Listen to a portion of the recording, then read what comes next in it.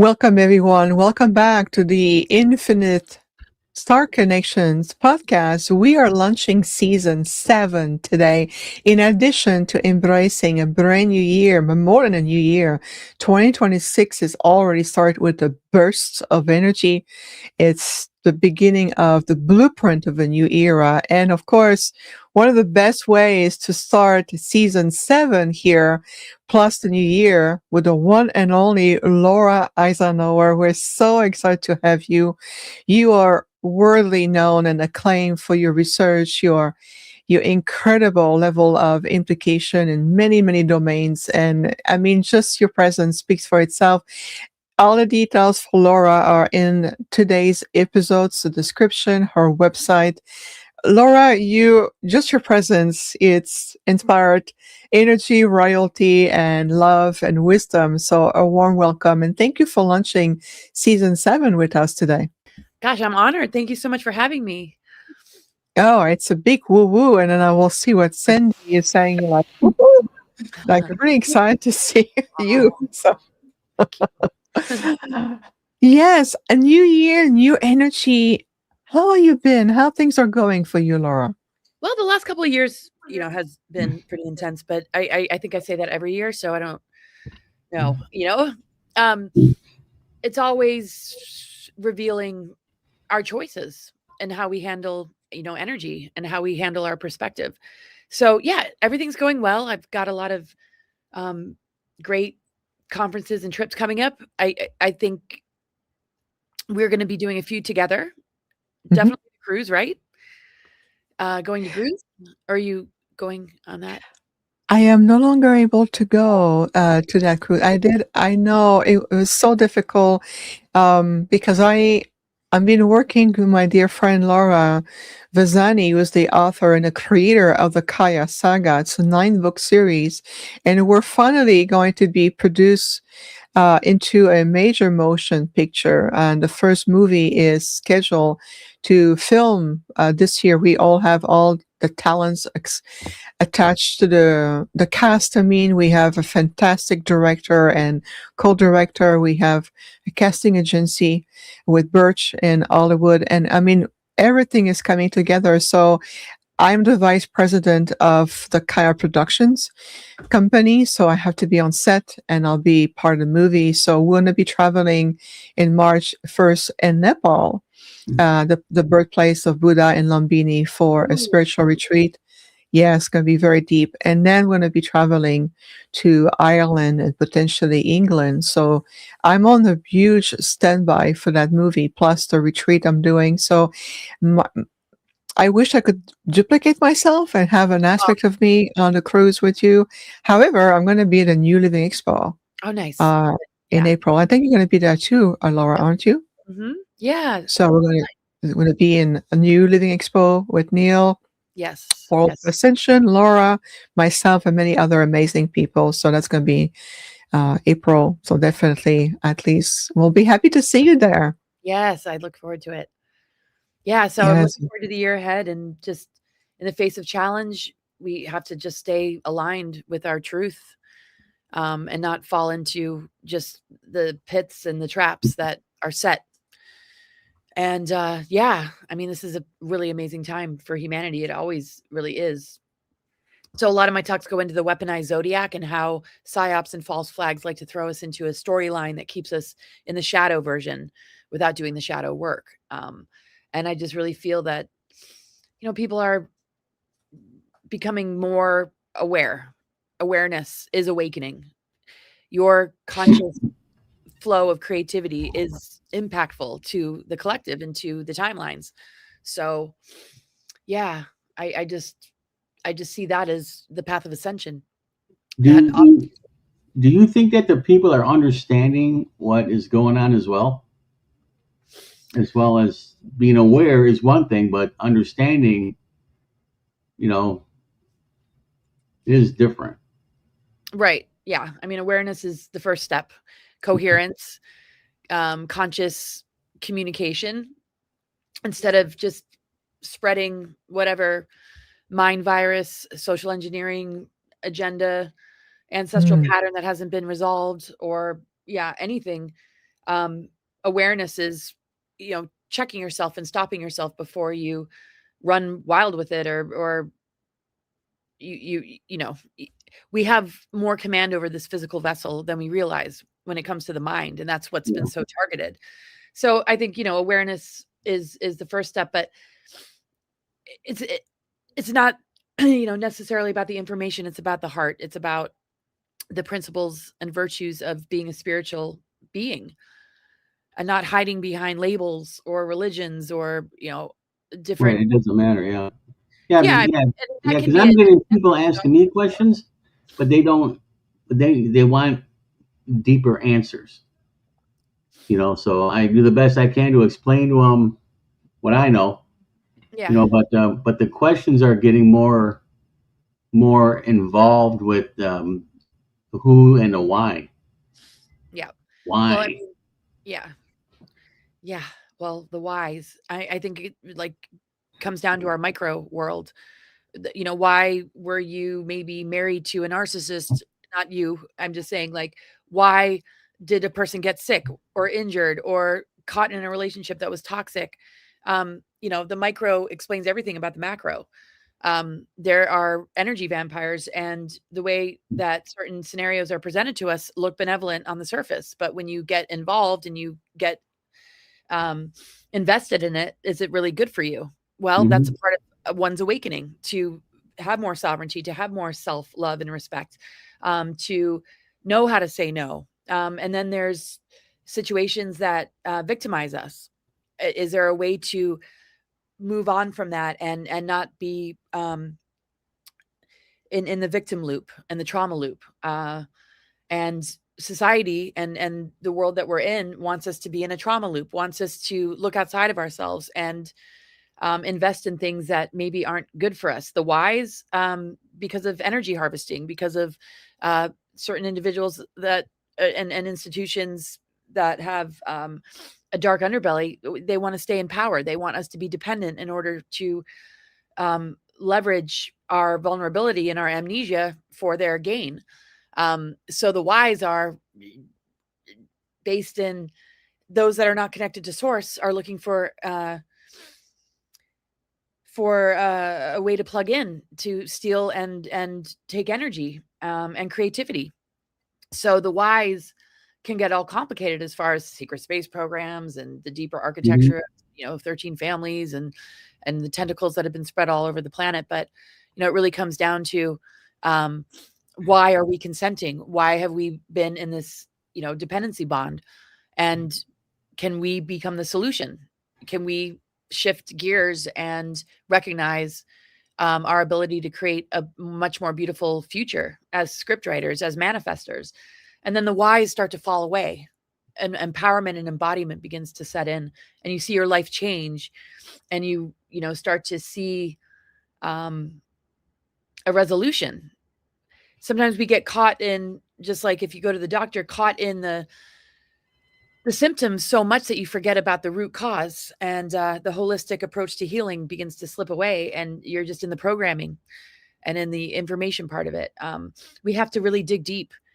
We're not functioning at a level we're not functioning as a collective on a level that is looking at our galactic history. We're not learning that in school. So as we emerge in life and enter the sphere of career and life mission or purpose, it's very much hijacked into something that is covering up our deeper origins, and it kind of misses the mark.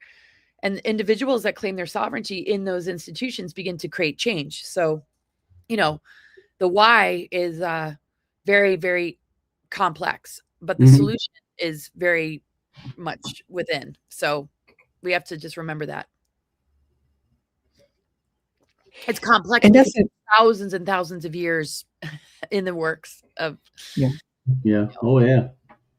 the power structures of our society that push these social engineering agendas without realizing it, because you get a degree for it, you learn it, and you're propped up and rewarded. But yeah, I think people are going a lot deeper, and they're changing things from the inside out, and some have left it entirely. in order to just do what they know is right for their path, for humanity, for the good of humanity. Those are really powerful points because that's going to be very important, especially as we shift into what you say, really much a new paradigm of opportunity and that self-awareness, that discernment, that understanding where we are invested ultimately. And I like the way you bring that social engineering. And it's so true also with those of us who are in the spiritual community or the UFO community, all this quantification about, getting numbers associated with a teacher that create a value, that create a false, narrative around, certain teachings or channeling or, teachers, all of it. We see that a lot. But won't you say even from a, I would say, planetary movement perspective, I'm sensing more stability coming through. Even I think that even on an astrology level, the way the planet, even in the solar system, I feel like there's like almost like they're settling in. And there's this, that's the word I've been getting intuitively, like we're settling in um, into ourselves, into who we are. We're kind of owning that energy. Would you say that there's also that potential that is rising for everyone?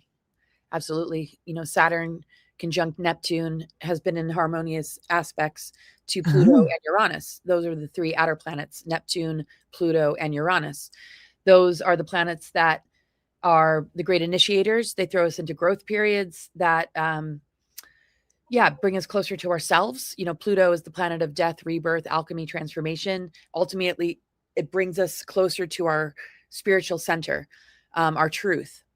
That is very, organic. It doesn't need labels. It doesn't need to be defined. It's an embodied way of being. Neptune's the planet of the multidimensional, the creative imagination, the mystical, the unseen realms, connection to other dimensions. So you put a planet like Saturn next to it, moving into Aries, Neptune and Saturn moving into Aries, we're talking solar plexus. We're talking ego identity that is able to work with Saturn, the law of structure, without the inversion of control, tyranny, outside authority dictating what a person should do. It's more about personal authority and self-responsibility.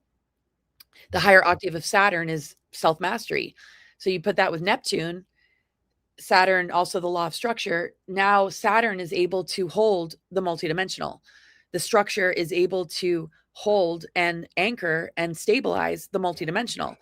Before, and if people are still attached to inverted Saturn, it's very much like the lid or container that puts the seal on our connection to the multidimensional. So when we look at things like frequency fences and seals that have been placed in our DNA, the dormant DNA has been asleep.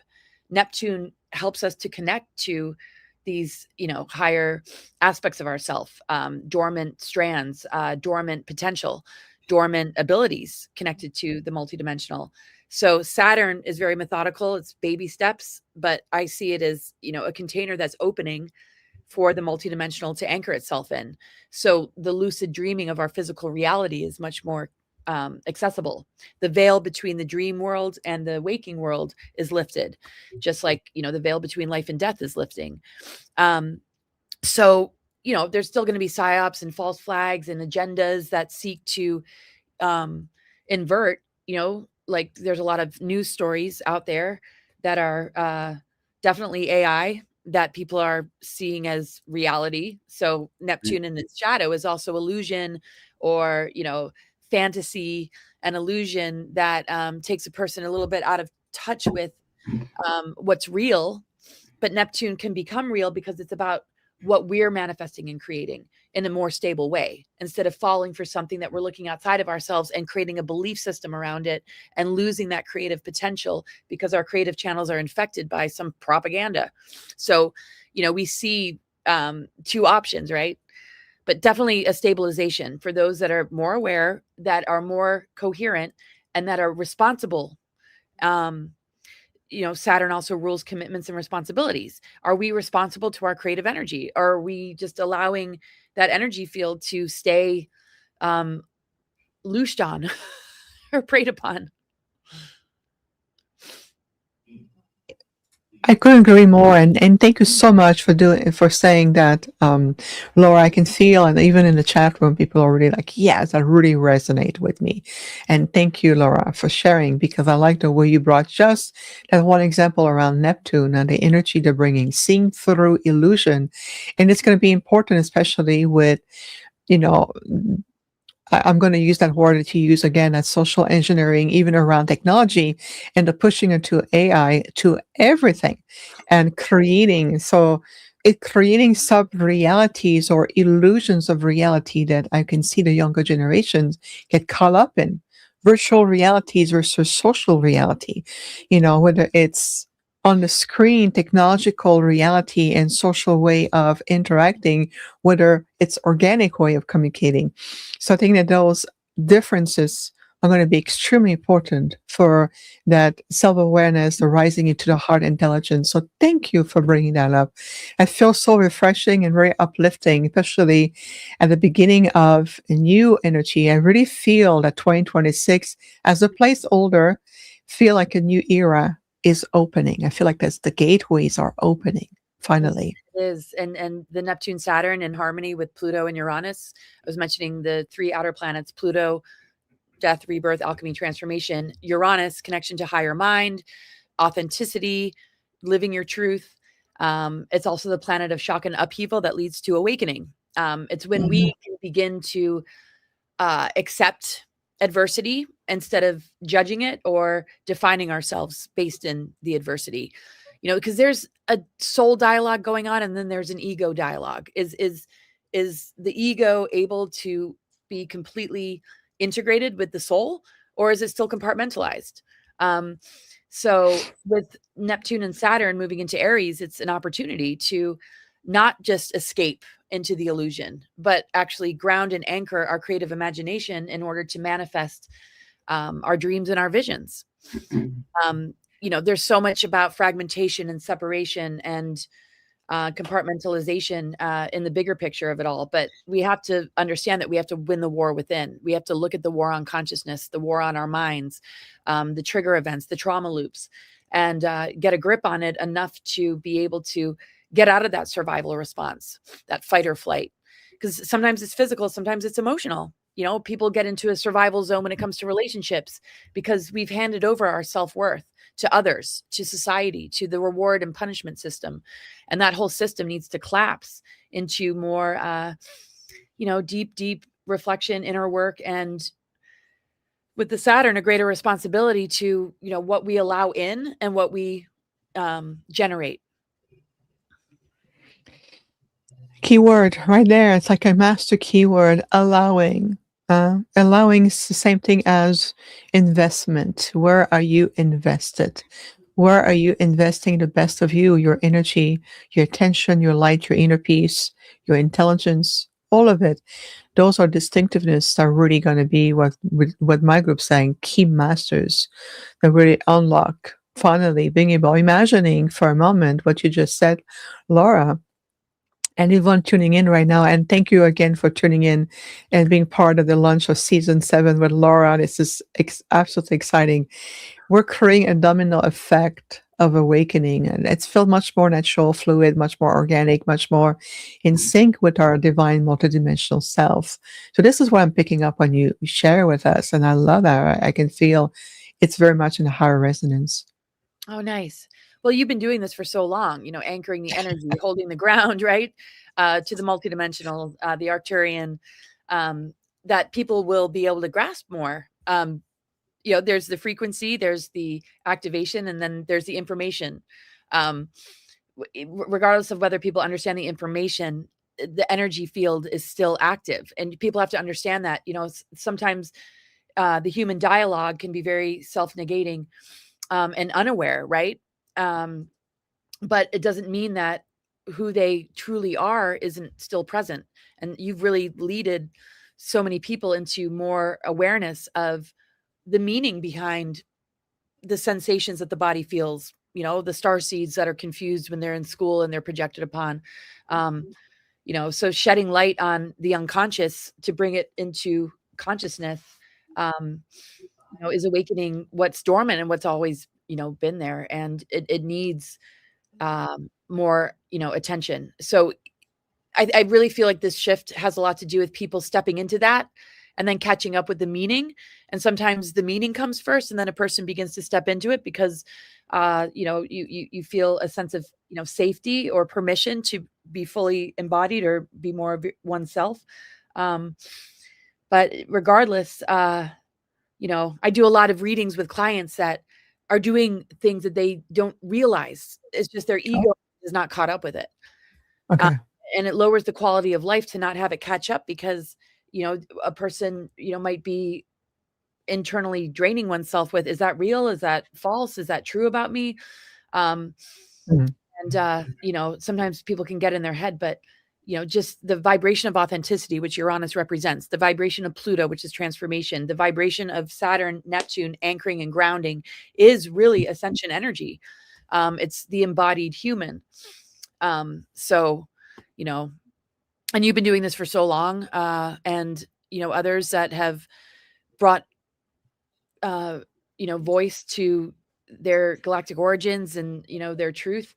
I think people are feeling more permission instead of the ostracization or the loneliness that comes with beginning to uh, bring more awareness and coherence and conversation to the truth of who we are and where we're from. Another keyword for me, you just said I want to extract it. Isolation. That's something that is really dissipating. It's no longer. It's almost like it's an experience. It's an energy and experience that is no longer there, and we know that we are moving through a barrier. That feeling of isolation is no longer there. And for me, that when you said that, it really jumped in energetically, going, that's another big change. That's another big marker in a state of collective consciousness, individual. It's a choice, it's a collective on the planet. And I would say even Gaia herself, this feeling of planet Earth being an isolated planet floating around, floating in a vast multiverse. We know that we have demystified that. So I love that energy that you bring in. Jeff, my friend, question, feedback, or anything you want to share with our beautiful guest today? Well, I just want to ask her. I mean, this three eye atlas. I know it's just a rock, but there's been many rocks like that floating through this area recently. Just want to get your take on that. I know there's about 8 that already passed through, but only 3 that we know of. Yeah, I mean, I I have heard find it so many. unusual having all these rocks all of a sudden coming through our system. Yeah. Well, I mean, it's like the 13th sign coming online, that has not been acknowledged for thousands of years. The 13th sign representing ether and the ether element. We have earth, air, fire, water in the zodiac. We have earth, air, fire, water that we see in the elementals. Mhm. Well, the 5th element is the ether. And there is a zodiac sign that is ruled by the ether. Asteroids and comets and three-eye atlas, they come into our world, and they become acknowledged. The meaning, though, is assigned in many, many different ways, just like a planetary energy can be defined in many different ways. There's the shadow side, there's the stabilized kind of version, and there's the higher octave.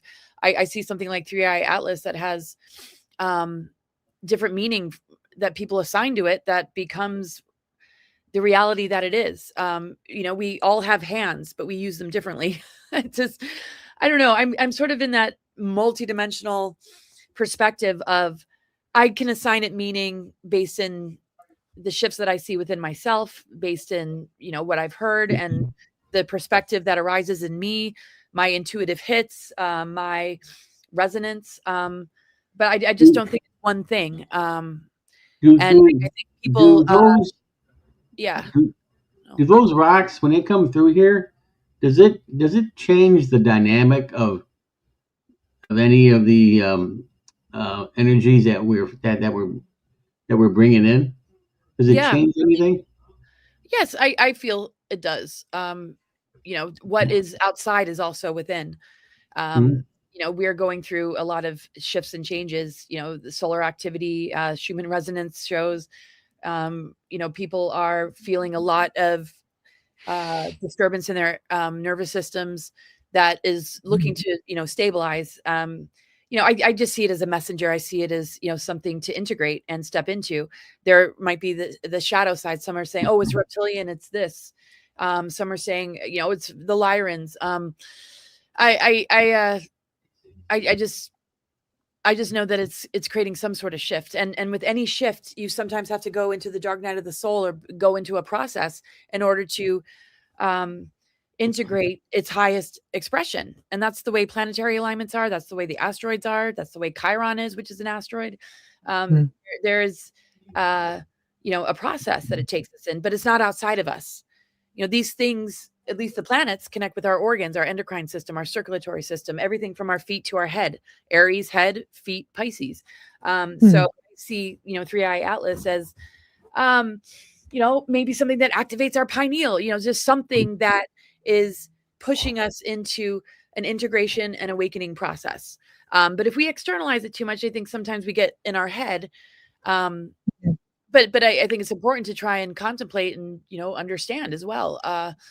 But how does it strike, you as an individual? That's what kinesiology is all about. One supplement might be good for one and not for someone else. Same with food and diet, as far as how one is receiving. But you cannot make something go away that has shown itself and that is present in our solar system. So I think whether people understand it or not, or analyze it or not, it's doing something. We're in an ascension window. There are positive and negative forces. The more benevolent wants to see us awaken and to be sovereign. The more negative, there's a wide spectrum. What is negative? Some humans don't really want to wake up. They still want something to control them because they want that level of security. They crave the comfort of to enslave. certainty. What's that? They crave the comfort of certainty. Yeah. So the diversity that we see in humanity, as far as what one is ready for and what one is not ready for, I think is determined by their relationship with, these celestial bodies and things like 3i Atlas. But I feel that there's a huge number of humans that are on the path of, sovereignty and integration and awakening, that no matter what something is, they are the override frequency that can invite it into a place of self-awareness and creativity, co-creativity. So I haven't explored it that much just because there's too many different opinions about it that I just kind of step back and I'm waiting for that epiphany to come through without in like any other thought in my head. George Lewis quite a bit. But I know that it disrupts the field of energies that the planetary bodies are in alignment with us and everything. It interrupts all that as it's passing through. Right. Well, any kind of interruption is similar to the interruptions of what's coming through our devices, what's coming through the 5G, what's coming through, there's always some, kind of interference or static energy or, energy distortion, frequency modulations that can capture one into an inversion. So, if we feel into what's currently going on, can we collapse that within our own being and override it with our sovereignty and our creativity? And, and then I feel on a synchronistic level, we find a higher meaning in things. Because just like people, people can come in and disrupt and interrupt and distract, but it's not an accident. It's a part of our soul growth to learn how to become senior to those forces. So, it can be a catalyst instead of an interruption and a distraction if, we can see it as such. Because so many, cannot identify a psyop. They're just going to fall for it, or an interruption or a distraction. They find acceptability or comfort in that, others might have discernment about. It's really dependent on each individual. What does that mean for us as a collective, as far as the trajectory of human ascension? Is it a collective thing? Is it an individual thing? Is it both? I mean, I think it is.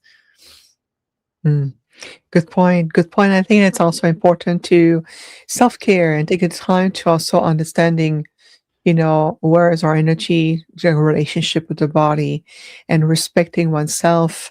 Laura, would you be open if I read a question for you from the audience?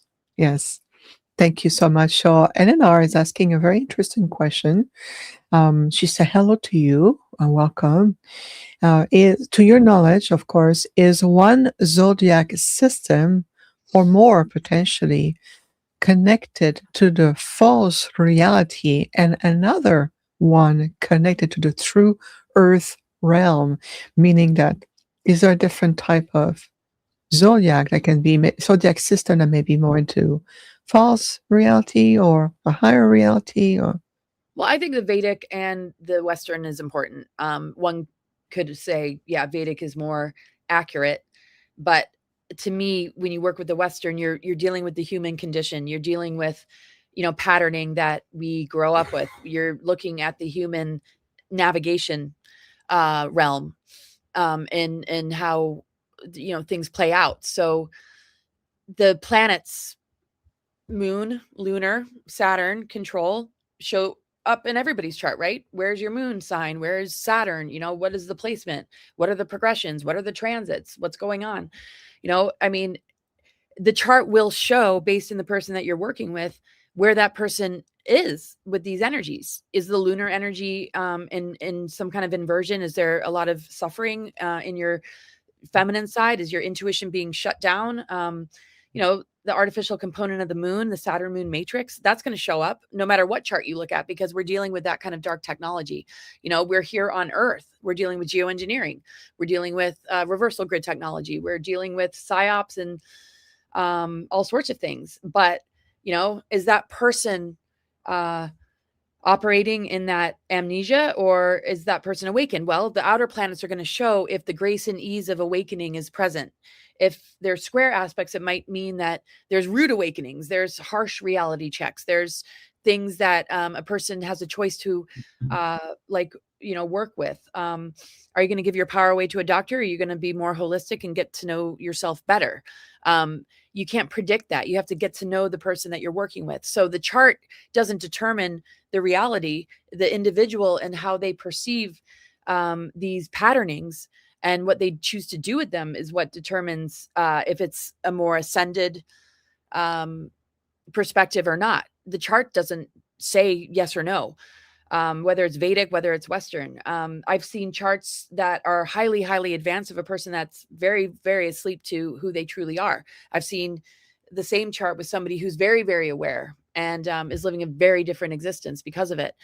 Well, is that determined by the transits? And when those wake up calls happen, is it determined by the origins of that soul? Right? A lot of people were born the same day as you, but not everybody is going to be, an embodied Arcturian, with that full on awareness. So I think, the chart shows us a weather forecast. It shows us patterning. It shows us probabilities. It shows us opportunities. It's really, more about the soul. And these things don't have control over us. We are co-creative with them, and we can rise to the occasion and leverage, the adversities to become more of ourselves, or we can get further away. And there will be things to reveal that crisis or that choice point or that moment. So yeah, like with Vedic, okay, side reel, or whole sign. That's for some, more accurate, but I don't put one above the other. I think, the exploration of both and finding meaning can come from, both places. I found some of the Vedic very polarized in my view, or very much in a duality of, this aspect is malefic or detrimental. okay. So I'm like, okay, well, I don't have to interpret it that way just because somebody else interprets it that way. It's same with Western. I just, yeah, I mean, it's a tough question for me because I don't one more accurate than the other. The reason I use Western is because it really speaks to the human that's navigating in this 3D that is opening up to the fullness of who we truly are. And those aspects are, to me, opportunities and doorways to change the patterning, the epigenetics, like Virgo. How does the mind talk to the body? We can change the conversation. We have that ability. If it's in square to Saturn, though, one might be internalizing what authority dictated along the way and is mistaking that for their inner voice. Well, that's helpful to know. So you can begin to break that bond with outside Saturn and turn it to discernment, to boundaries, to more self-awareness. So I think the truest reality is gauged by the individual. Are you sovereign, or are you a compartmentalized ego that is running a social engineering program? Then you won't have access to what exists. That is in everybody's chart. The 3 outer planets, the ability to override dark Saturn, the lunar inversions. Every single chart shows the map to liberation, but not everybody's going to be up for it, up for that dialogue, right? A huge point there, and I love the distinctiveness you bring in, that any charts you look at, whatever it's, a system, or whether it's astrology, whether it's, numerology, whether it really is just showing a blueprint or a map of probabilities. It is ultimately a soul choice.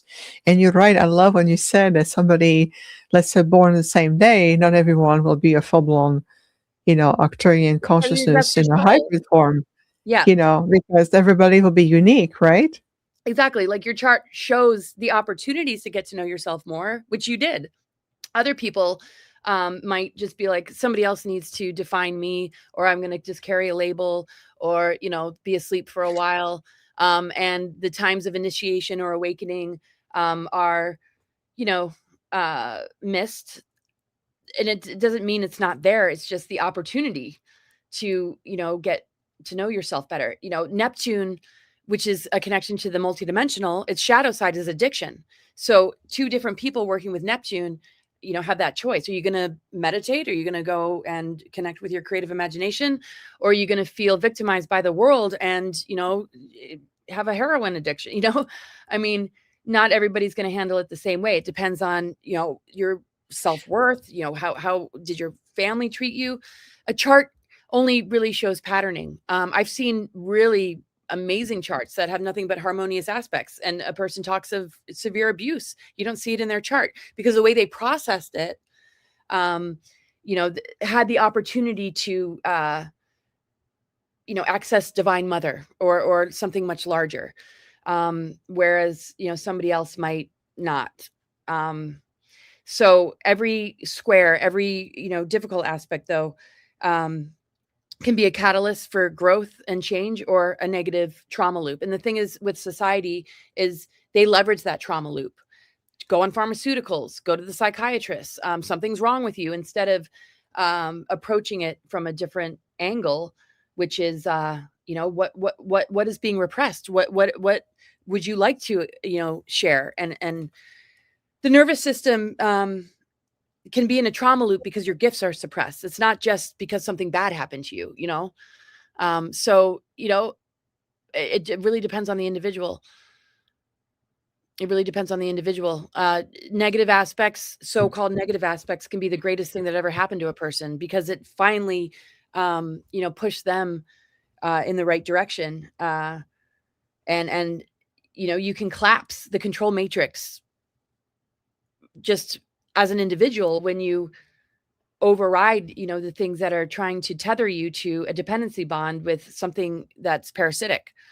So, sometimes really easy charts don't challenge a person enough. Sometimes really hard charts are exactly what a person needs. It does depend on the soul, I mean, I'm sure your chart shows highly advanced aspects, but your sovereign and your soul is a whole nother thing that is added to the equation. So, we're not ruled by our charts. It just helps us to navigate, and help us to have more self-awareness with different things that might happen in our lives, to, bring more meaning and more attention. Because what's dormant is part of the amnesia. And the more we are aware, then we take the red flags more seriously. We understand the physical and the pain body a little bit more, instead of just treating the symptom. we can trace it back to, something that might have been inherited. We're not doomed to our genetics. That's the epigenetics. We can change the dialogue, but so much has gone unconscious and so much is in autopilot that we're just treating like the pain, or like make the pain go away. We're not getting to know the pain and understand it to the point where we appreciate that it's taking us home, that it's the journey of ascension, that everything that feels wrong is not something in duality of right and wrong. It's something that is wanting to be alchemized and transmuted and understood, and given the opportunity to receive unconditional love. And then all of a sudden it's like adversity is our guide. But not everybody's going to have that experience with their chart. So that's what I attempt to do when I do readings is, empowering the individual to turn around something that they feel has taken charge, and to bring life to what's unconscious. And then the chart kind of collapses and you move into that 0 point. You're not, at the mercy of these events or these patternings. It just becomes, paint colors to your canvas that you're, working with to have more, creative flow. So, Yes, yes, absolutely. I love that creativity. It reminded me a little bit many, many, many years ago. Somebody did my chart to look into it. And it's interesting because for me, as the perspective of an ET consciousness, I represent a very highly vibrational, super high frequency and already enlightened civilization, returning to the density here on the 3D level on the planet where people forget who they are and we are relearning, to remember. And in my chart, in the first house of expression, I have my sun and I have Saturn right there together. And what it taught me personally, just that portion, is it showed me that when you come back here, you bring that energy with you, but you're going to need to understand what the self is and how to adapt to the linguistic field of human beings and how the communication is here. Because I come from a place where we don't use the jaw like this. We don't have this teeth and the gums, and you have to talk and articulate and learn a language with semantics and grammar and all of it. We speak through soul exchange, soul essence exchange, which is a higher form of telepathic communication. So that's exactly what my chart was telling me is that, and I have to learn to speak. It took me a long time. I remember as a child, it was so difficult for me to comprehend phrases and how this upper part of the jaw move and the vibration, and I can feel, and it felt so heavy. But that's what that portion of my chart was teaching me, was showing me that probability to go, you're going to need to adapt my Octarian father said, you're adapting to the linguistic field of the human consciousness. And so everything the universe creates synchronicity to support that. Jobs, career, when I were working as corporate, everything was in the communication field because everything was teaching me, training me to prepare me to become a public figure. But you see how everything could be a challenge. You could talk about, Laura, a challenge, an obstacle, a negativity, a shadow aspect. Well, I knew that I was on training grounds. yeah. I was been trained to be who I am today so I can fulfill what I've come to do. So I just want to bring that little example of what you're sharing, which is make me smile. Oh, good. Yeah. I mean, Sun, Saturn, that's a powerful, powerful aspect. Saturn, when you enter this lower density, Saturn's very, very different than what Saturn truly represents. It used to be a sun.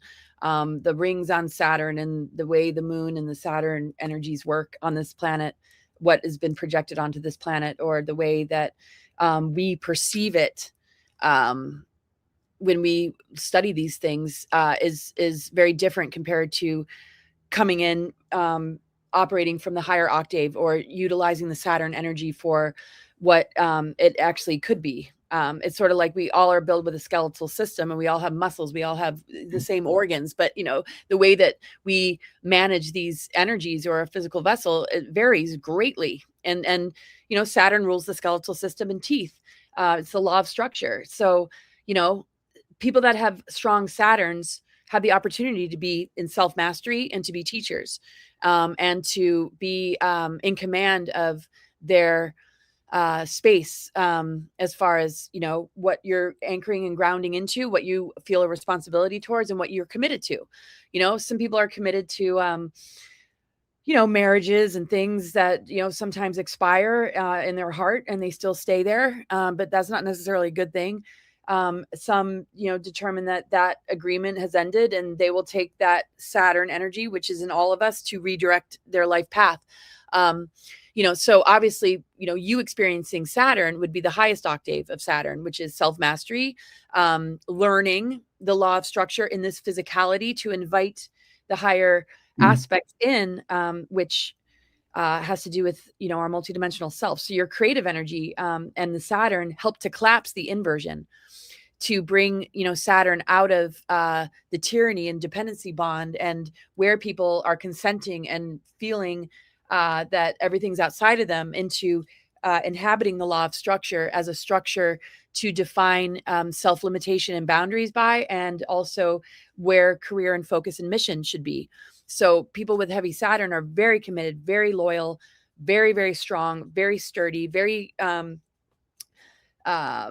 self-directed, and on the highest level. Those that are in the inversion, tend to identify with their career, and maybe, authority, and they want to, kind of achieve things based in the reward system and merit, but a higher Saturn is literally like a master, a teacher, and when you're on your level, like ascendant master coming into the physical, you inform, inverted Saturn how to, lighten up and actually become more a self-guided vehicle to embody, truth, and to like be in that container. It's structure. We see these structures that run social engineering programs, medical industry, education, Hollywood, just all of these things. These are structures. These structures can be gutted and rebuilt, or that same container can evacuate what's inside in order to bring more meaning inside. And then the structure is still there, but there's the pillars of society are actually like helping humanity instead of harvesting and siphoning, and leveraging the amnesia. So, that it's awesome. Saturn and Capricorn is methodical baby steps that lead to, achievement and success. The way success is measured in this lower density is very, very different than a higher being, who, is devoted to the mission. So you're experiencing Saturn in a way that others born at the same time might not be. As you're a very unique soul. Right. So. Yeah, thank you so much, Laura. The chart doesn't define us. The soul truth does. And do these aspects make it easy to be all that you came here to be, or are you challenged? Sometimes the challenge is necessary, and sometimes the grace and ease is really depends on what time we choose to be born, because the planetary system knows how to heal its body, just like our higher self knows how to heal our body, and same with our intuition. So we enter at certain times for a reason. But it doesn't define us. The soul truth does. So, and the chart just, it's the components of Neptune, our creative imagination. Is it infected by propaganda? It varies. So Jeff, you were going to say something. Yeah. Do you have a favorite planet? Do I have a favorite planet? Well, I'd like to get Pluto off my ass. Excuse me if that's okay. I said that. I'm really tired of Pluto in the dark night of the soul. I wouldn't say that's my favorite. That's conjunct my sun sign in Libra. And it's just like constant, like deep dives and plunging into, these transformational cycles, and it's never ending. But at the same time, I love it because it gives me the opportunity to alchemize and transmute and rise again when I think I'm dying. It's just like, okay. But everybody has that, right? It's like, I just chose this for whatever reason, right? But I might have chosen something in a past life that was radically different. This is what I just called forth in my life. I would say, if we were going to choose, the best I would say is Venus and Jupiter. Venus is all about love and harmony. I actually have a progressed Venus that is very afflicted, and I see how that plays out with like a lot of targeting. And I know we all go through it, but maybe my sensitivities and the way it's showing up in the progressed chart is, that I struggle with it more than somebody who has harmonious aspects that might be targeted as well. I don't look at the aspects and define myself by it. I usually check in when something is crazy and I'm like, what is going on? And I look at it. But in my natal chart, my Venus is very, very strong. So I have that as a foundation to be able to move through the terrain that the progressions show that is very difficult to my heart. And I have heart issues. I have heart symptoms, with my physical heart. But I would say it's my favorite Venus. It's what I've focused on in my book, the Venus transits. The path of Venus, it forms a perfect pentagram. It offsets the inverted pentagram, which is symbolic in Satanism, and it corrects it to bring the ether back into alignment so that the 4 elements, earth, air, fire, and water are cleansed by the ether. And Venus is like the unconditional love of the mother that never left her body and never left her children, that has worked on anchoring back into the planetary core to reclaim her body, to reclaim her children. And so I love Venus because it's love. In this lower sort of density, sometimes it's hard to care so much, to love so deeply, in a world that is very, at times superficial, very harsh, very, not heart-centered or soul-centered. But it's my favorite because I think that's the ultimate key to our awakening, is being more in our heart, and realizing that God, Goddess intervenes through us and our unconditional love for one another, our capacity to forgive, our capacity to care. The thing is, we are up against this sort of deep state, but we have to understand the trauma-based mind control. We have to understand the blackmail. We have to understand, how people have been used and possessed. And I think the heart is going to help to bring those souls home. Without the heart, we're just in a war, we're in a battle, and we're just duking it out. The heart to me is the great alchemist that can rescue and guide souls back home to God's source. And God will always do that. Mother Earth will always instruct and help us to see ourselves in nature. But if we don't hold it as a humanity, how are we ever going to ascend? How are we ever going to evolve? So I think Venus is my favorite planet. I agree with that. Yeah. Thank you. Thank you. It's beautifully said. And the heart is the return to source. And I can see for you, and I do greatly, greatly appreciate why Venus will play such a big role for you, Laura, being, on the line of public. I've been, going through all kind of interpretation and, I call it being in the fluctuation of human emotions and the flavor of the month and what things are. And even though you're genuine and you're authentic and you bring so much, Laura, you give so much. You've been very much a very strong beacon with consistency in spite of everything. So Venus, I can feel the presence of the consciousness of Venus for you to help you to heal your heart and staying strong and true and authentic in your heart for you. It's I can feel like your heart center, you're the hello of your heart going, I'm ready to expand no matter what. And Venus is there to support that. So I love it. Thank you. You're very, I just very always return to love, and forgiveness. And sometimes people are like, why did you forgive this person? Why aren't you doing this differently? And it's like, Because yeah. What's that? Because I can. Yeah. It's just, I don't define myself, by my chart, but, it shows tendencies and probabilities and patternings and blah, blah, blah. But I don't know. It's just, I just want to love everybody. I want everybody to get along. And I just, and I Good luck with that. like I have to forgive myself for, where I was maybe in survival and I didn't handle certain things in the best way that I possibly could. And I just feel like the grace of, God, or whatever one wants to call it, source energy, is unconditional love. And religion and, different programmings have made it very different than what I feel it truly is. So. good point. Really good point. Another beautiful question for you from, I think your name is Julie. When you look at a chart, I know that if anyone wants to have their chart done, the birth time or the time the person was born is very important. But what if someone was adopted and that information is no longer available? And does it change so much the accuracy of the chart without the time, or is there Yeah. other ways to compensate?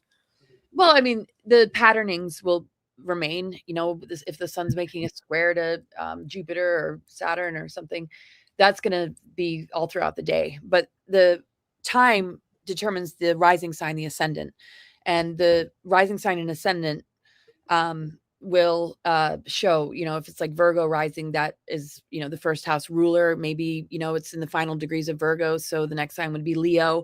The time determines the houses that the planets fall in. So, and the sign rulers of the houses.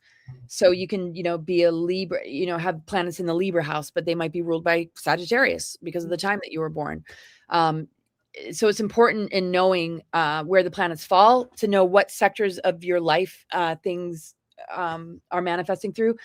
Where there's a lot of attention, people that might have a pile of planets in the fourth house might work from home, might spend a lot of time at home. They might have land and everything is about the home. They might live in their family home that they were raised in. There's just a lot of attention. Their relationship with their mother, they might take care of their mother later in life. There's just a lot of attention on the fourth house. So the rising sign, shows personality traits and where all the planets fall.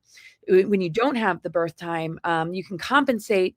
I usually, work with the pendulum. I don't know what time I was born. I was born at home. Nobody wrote it down. I'm like, it's really tough because I still visit my chart. I'm like, but what if it isn't, even though the pendulum said, and I check it, I'm like, it's still okay saying this.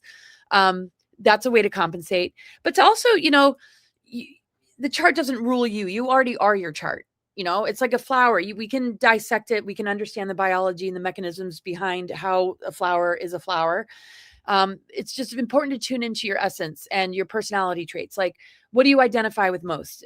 Your foundational personality, right? But that progresses. I was born with a Sagittarian ascendant, if the birth time's correct. Now I'm Capricorn ascendant, very different energy for me. But I'm like a Sagittarian trying to function in the Saturn. And that has a lot to do with mission, has to do with my responsibilities, has to do with my own self-mastery. And you've already achieved that. You came in with that, Vivian, just to, step into on the highest level. So, it's really helpful to know, but just knowing yourself is enough. And when I work with people that don't know their birth time, I just help them to get as close as they can possibly get. But I still read charts with people that don't know their birth time, and most of the aspects, except for the moon, are going to be the same throughout the day. Okay. And as long as the planetary patterns, you're going to get some kind of read.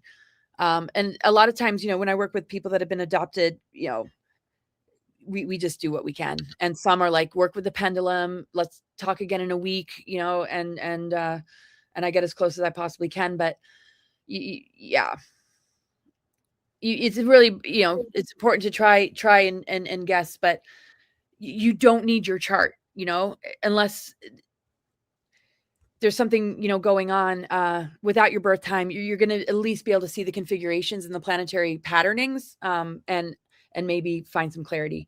But otherwise, the more embodied you are, the more authentic you are, you're, just living your truth. And I kind of compare it like dolphins don't need to look at their astro charts, right? They're just doing Yeah. their dolphin thing, right? They're not wanting to be a squirrel. They're not wanting to be a bird. They're just embodied in their dolphin Good. ways, right? But if they were isolated at like SeaWorld and they were taken away from their dolphin pod, they might have an identity crisis. Like, who am I? I'm like this dolphin. What am I doing? And like bumping my head against this tank. So humans, because of all the social engineering, because of amnesia, we've forgotten who we are. And Yes. so, whether you're, adopted or, your chart or not, it's self-knowledge. It's being on the journey in coherence. You're going to find all the answers you could ever need to life. The chart definitely, can be a helpful tool, but True. sometimes I just work with people without the chart. We look at the cards, we just get to know each other and just work in the vibration of sharing. That's a really good point. Live in your authentic truth. Get to know who you are. Everything is already encoded within you and as you. It's soul choice, it's soul energy. The more you're coming back into the heart intelligence, living in benevolence, cultivating these higher attributes, everything will be revealed to you. And even consulting or connecting with your higher self to see, help me remember. You can maybe be shown in the time you return to the planet and revealing more in terms of what is truly I'm here to learn, experiment, closing loops, evolving from, bringing it forwards, and so forth. So it's a beautiful invitation. I love the way you said, Laura. So this here, beautiful vibration, opening the field to get to know who we are more, getting to know also our star brothers and sisters, and being able to see ourselves from different perspective. What do you feel that this year has in store for you? What do you feel that the the transformation for you is? What do you feel that there's an energy coming in? Like I'm just I can't help feeling there's a really powerful, potent transformation coming in for you. And I'm just wondering, have you had a chance to tune in and see what is in store for you? What do you feel this year has to Well, offer? well, I'm yeah, a work in progress. I've had my times of stability that has sort of fallen away that I pull back together. I feel yeah, just consolidating or reflecting on so much that's happened in the last couple of years. My father passing away and some severe targeting that manifested through being harassed through the legal system. Um, that yeah, it's like you can't tear me down indefinitely, and I won't be defeated. And I just staying heart centered. I'm just here for humanity. I just like have a great love and passion for what I do, and that will never go away. That never dies, regardless. And I think moving into that, transformation of uh like self-love, is huge. That's, been hard because I'm really hard on myself. But that's also a form of love. I think, the transformation is, I do, I fast intermittently. I have so many herbs. My whole bathroom is like an apothecary. That I'm tending to myself, and I'm recognizing what I can and cannot do, and being more true to that. And a lot of the trips I'm going to be taking, I think I'm going to China and Thailand and Germany and France and England and Greece, and it's going to be a lot of international, traveling. And I think, the transformation is a return. It's a remembrance, because I was very nomadic in my earlier years, in my 20s and teenage years, and I always felt at home everywhere I went. And I think, just being really present in the now, not stressing about the mission, not stressing about the bigger picture of it all. And yeah, just finding more groundedness in myself, and not taking things personally when things fall apart, not over analyzing. I just like everybody. I've got plenty to work on, um, things that I thought I had cleared that come back. And I just feel like, when you turn it into, a book, or you turn it into art, when you turn it into, a conversation, we are existing at a much more authentic level. I'm not afraid to show who I am, and my struggles. And as much as that might have turned people off, it's like, I don't care. I'm just here to be me, and I'll keep being me, and I'll keep loving. And I just feel, I think this next year is going to just bring a lot more peace in all of that, instead of, like, why, like, why am I being, what am I doing? That even though I like my higher self knows better, I feel an integration that is going to be stronger than ever in this year to come. 'Cause, I can feel that. yeah, I mean, I'm just such a peacemaker, and I just feel like there's targeting, right? But then when it's amongst your peers, and you just feel so misunderstood, it's like, I'm just not going to let it get to me anymore. Sorry, go ahead. I was simply observing that, yes, I love the fact that you are really Because you know what? This is who I am. This is my authentic self. And I'm no longer, allowing these trigger points. But I want one thing on behalf of Jeff and I, and of course, everyone watching, that we want to gather our hearts and sending you much love and support for the recent transition of your father.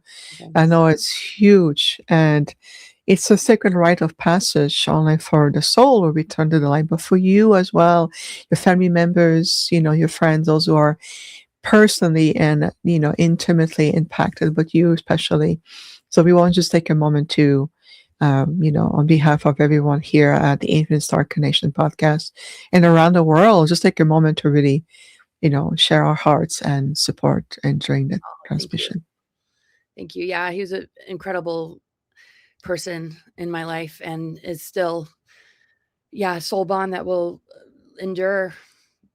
He's really, really beautiful soul.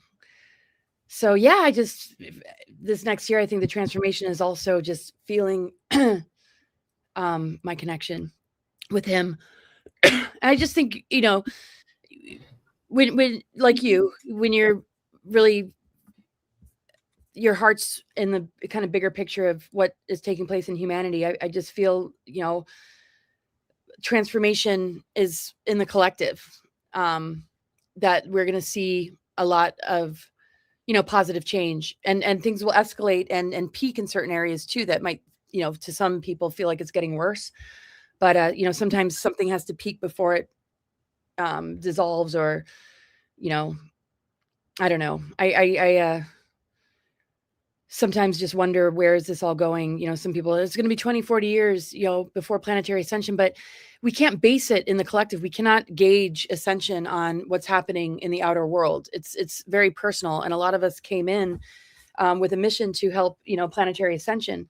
And, it's not outside of us. It's literally a deprogramming. It's literally cutting the cords with the dependency bond that people have adopted with a parasitic system, and finding more faith in the self, and what you can manifest, and the dreams and visions that you can bring forth in your life.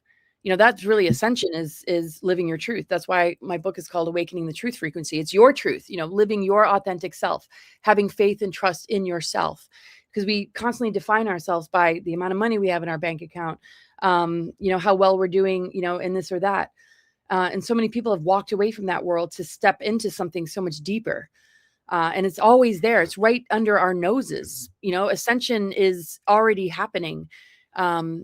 It's just the ego mind and the consciousness on a human level is just catching up with it to be, the embodier of that remembrance and that birthright. So I really, truly feel that, it's not just like enlightenment. It's raw authenticity with the things that need to be healed, so that you're not acting out, you're not masking, and you're not putting a Band-Aid on it. More transparency connected to the healing process is everything, because we were born into a wounded system, a wounded planet, a wounded Mother Earth, where, the mother-child bond with our source creator, needs healing. It's been very much veiled from us. and imposters have stepped in, and and people have really adopted belief systems that might sustain them for a little while, but at the same time have kept them from recognizing the inner Christos Sophia and the divine blueprint of, being an embodied spiritual being that exists in a spiritual vibration as a way of life, not a concept, not a belief system, but literally your physical reality is the manifestation and reflection of that spiritual path. And that has to do with the way you care for yourself, the food you put in your body, the things you watch, the people that you allow in your world. The Virgo South Node and the North Node Pisces is the integration of polarity between the physiology, the physical, the lifestyle, the habits, the routine, and the multidimensional, the spiritual. That integration of polarity literally is anchoring heaven on earth. The Saturn Neptune is literally the time of humanity to anchor heaven on earth, and to clear the creative channels of propaganda, indoctrination, and belief systems that keep us in this illusion that we mistake as reality is up for a major test right now. And you will pass the test, because it's within you to claim It's not something you have to learn. It's something you simply have to remember. Ancient civilizations thrived on our sovereignty and our spiritual abilities. It wasn't complicated. So, and the wounds, cause people to be less loving, feel victimized, to feel defensive, to feel constant trauma, to feel survival.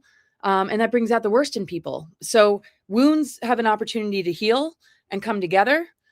And as a fragmented humanity, that's what we need. Or wounds become an infection, and they're further fed upon by archons and germs and dark forces that want to keep that fragmentation alive, because that's what keeps them alive. So, it's a micro process to inform the macro of that personal achievement. Because once you achieve it within, you're going to be spreading that vibe, and you're going to see through the programmings, and you're going to honor the soul that you're in front of.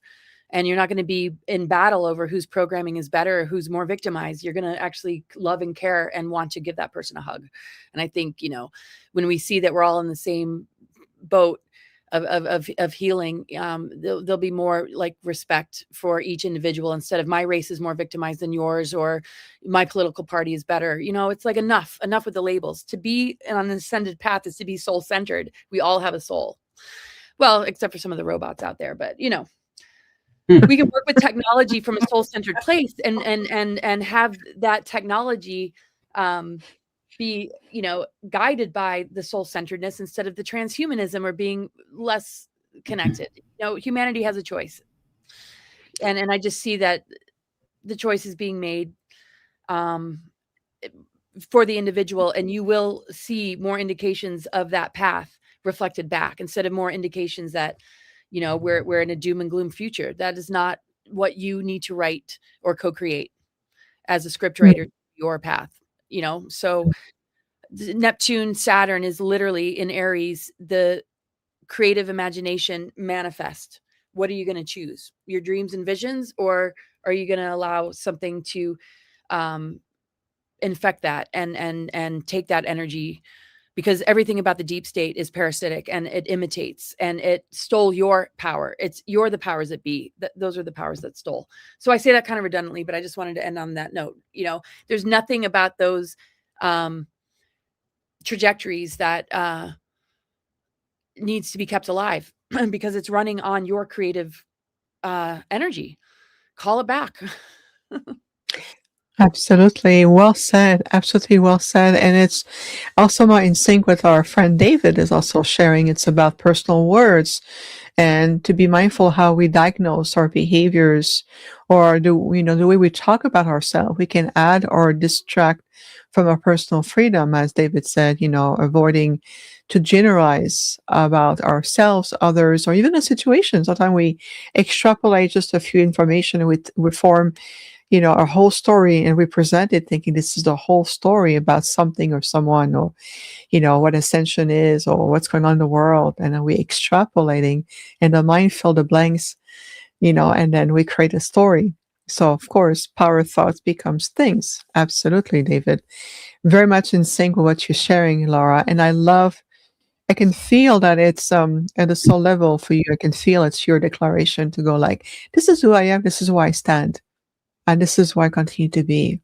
And it is no longer necessary, to be bombarded by so much doubt or interference or distortion and all of it. It's a time of, I can feel like claiming your freedom. Like I no longer need to play in that field because I've learned from it.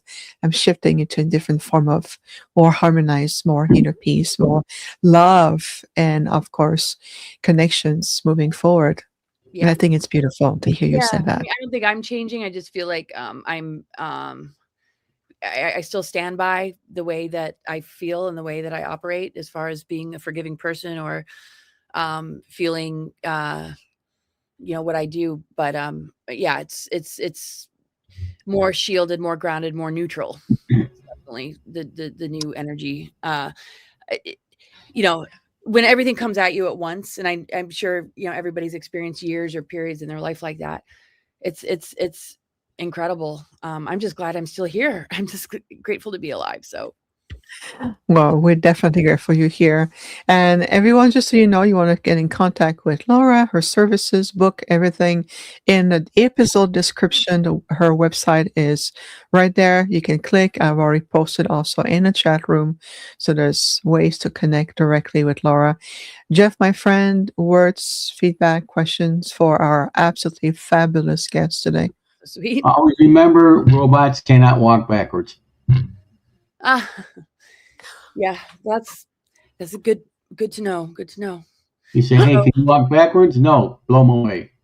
right? And that's a good way to test the people you're around. Start walking backwards, see if they join you. Exactly. That's what I do. Awesome. Yeah. And I really appreciate, being on, and I just love what you guys, do. Your work is incredible, and I look forward to having you on my channel. I got my channel back, so I'm excited to have you as a guest. Oh, thank you, thank you. Anytime, just reach out. You know where to find me, and we'll schedule and make it happen. It's going to be another beautiful expansion of what everything you have so generously shared with us. I really love your authenticity. I really feel the desire of your heart. This is very much that Venus energy for you. I wouldn't be surprised if you do have Venusian as guides in this Right. lifetime. I would not be surprised by their presence with you, and of course, the presence of many with Mother Gaia supporting you and Masters of Light, beings of light. Is so much. You are quite an extraordinary soul yourself, and we really appreciate you. We love you, and we support you in what we do, and we're going to continue all together. It's coming together. It's about 2026 is also an energy of great gatherings, great reunion. It's about returning with each other, supporting one another, and rather than putting labels and on behalf of one person, thousands are being misguided and misled and deceived, instead of let's come back what is unique to you, and it complements what I feel, and it brings inspiration, confirmation, dedication, and sometimes it's all it takes to support someone to say, you know what, continue, you're on your path, look at what I do, look at me as an example. And I feel like, Laura, you are also that beautiful example in the world. Oh, well, thank you so much. I really appreciate you guys having me, and I look forward to all that's ahead. And Yes, yes, absolutely. And we'll see you, and I'll see you for sure in person in April. I so wish I was on a cruise to Greece this year. It was a very difficult it's not a choice because I knew it was coming, the movie was coming, but I'm like, oh, why everything all at once? But there will be other opportunities. yeah. I know that.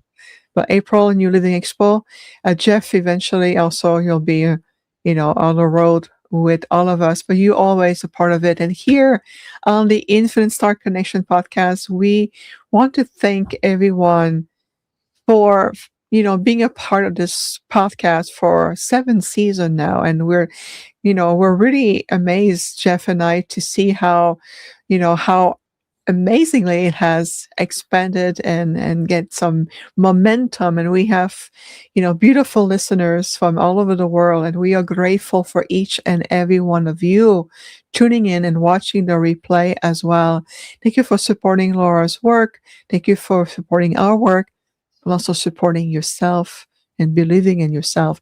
We'll be back on Sunday, January 18, with more galactic wisdom with the Mamos directly from Colombia. He's a beautiful indigenous tribe of great wisdom. Going to be back here on the podcast directly from Colombia. And of course, we want to thank Misty and everyone at the Kualama Foundation for allowing the Mamos and making this happen again for us. So tune in. We'll be back. But for today, a warm, warm thank you and a big, big round of gratitude and love and friendship to you, Laura. Thank you so much. Oh, thank you so much. Thank you, Laura. You're the Thank best. you, Jeff. Thank you, Vivian. Yes. We'll see you soon, everyone. Stay in your light. Jeff, my friend, I appreciate you deeply as always. And we'll be back on the 18 with the memos. Sounds Much love, good. everyone. Yay. Namaste. Stay in your light.